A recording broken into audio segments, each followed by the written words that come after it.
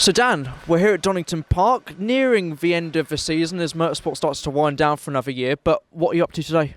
So we are at the Mini Challenge Taste today. This is an opportunity for drivers that haven't done the championship before to come and experience the Mini Challenge Cooper Trophy, the Mini Challenge JCW Sport and the Mini Challenge JCW. So I'm out today instructing the Cooper Trophy class. A lot of guys are, guys and girls are stepping up from other championships or are quite new to car racing altogether. We're giving them experience of what the cars have to offer, telling them a bit more about the championship has to offer, and hopefully we'll have more cars on the grid next year.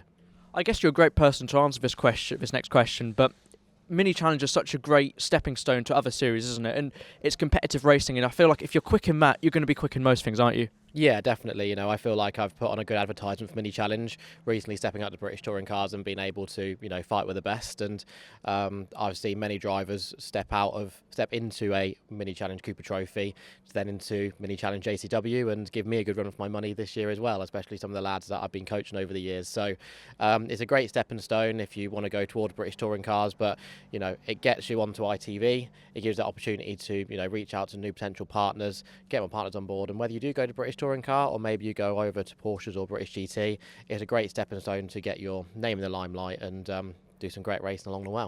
Yeah, you mentioned obviously the different classes. That in itself is great because yes, they both look like minis, but you can't really compare the Cooper with then the JCW and now the JCW Sport, really, can you? So there's I guess something for everyone, really, isn't there? Yeah, definitely. Depending on whether you've got ambitions to go all the way to the top or you just want to come and enjoy your racing. We have a very wide mix of drivers in the paddock, and the trophy class puts on some great racing, and we've had grids of up to 30 cars this year, and that's a very big mix of young and up and coming drivers to older director drivers that come and just want to come and enjoy some good racing, and you can come and do that on ITV. So it doesn't get much better than that in the UK. Yeah, I suppose you're a bit biased, but would you say Mini Challenge is the best single make category in the UK? It's got to be, really, one of them.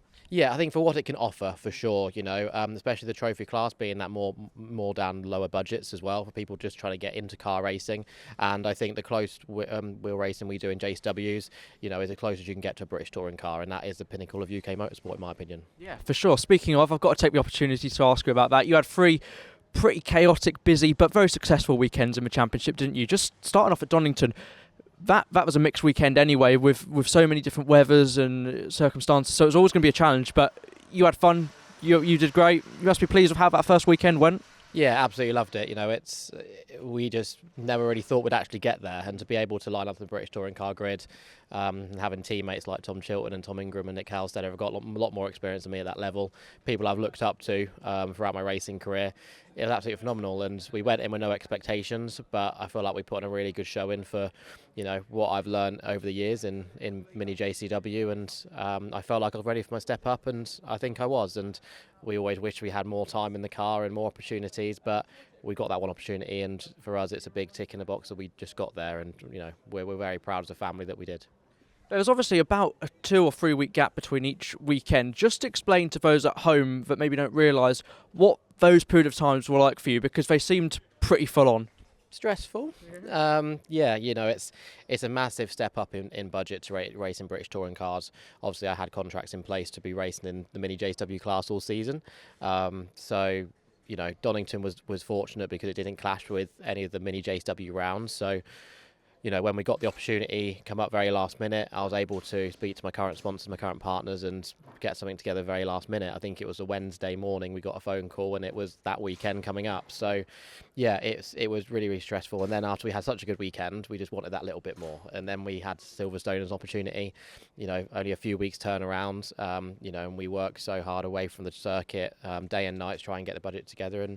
And we did, and we had an even better showing at Silverstone, which is absolutely amazing. And we thought, yeah, that's it now. We've had our opportunity, we've made it. We're now going to jump back in our Mini JCW and finish off the season.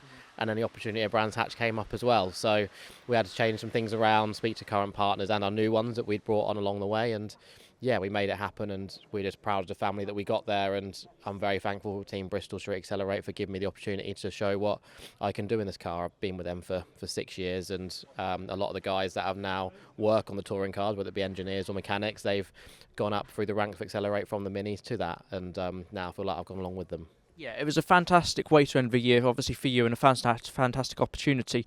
We're now heading into the off-season. a really interesting time because I think a lot of fans think you drivers, you go and chill out and then come back again in whatever you're racing next April. It's not like that at all, is it? Just give a bit of an insight into what you're going to be doing over the next few months, really. So the next few months are, the hardest kind of months of the year for us. When we go to the racetrack, everything's sorted. We're there, we've paid our bills, and we're ready to go racing and enjoy ourselves. But it's really what goes on in the background, which is the hardest bit. We want to go and enjoy our racing, and to be able to go and enjoy our racing, we need to make sure everything in the background's done. So it'll be, getting in touch with current partners, try and get them on board for next year. It'll be trying to approach new potential partners, trying to see what potential companies can see a benefit in having the exposure the British Touring Car brings on ITV, and all the trackside stuff that we can offer with hospitality and things, and try and get new partners on board and renew old ones, and hopefully if we have an amazing winter, we can be on a grid next year. What that will be, I don't know. It's always a bit of a lottery, and things can go two ways, but I feel like we're in a good position this year. We've been able to achieve my ultimate goal, my ultimate dream of racing British touring cars.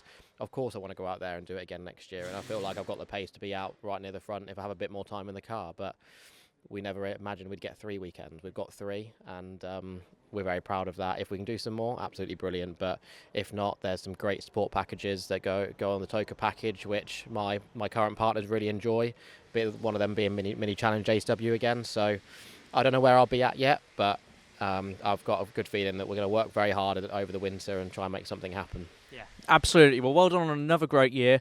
Best of luck over the next coming months. Merry Christmas. And I'll see you again next year, hopefully somewhere. Yeah, I'm sure I'll be somewhere for sure. So thank you. Best of luck. Cheers.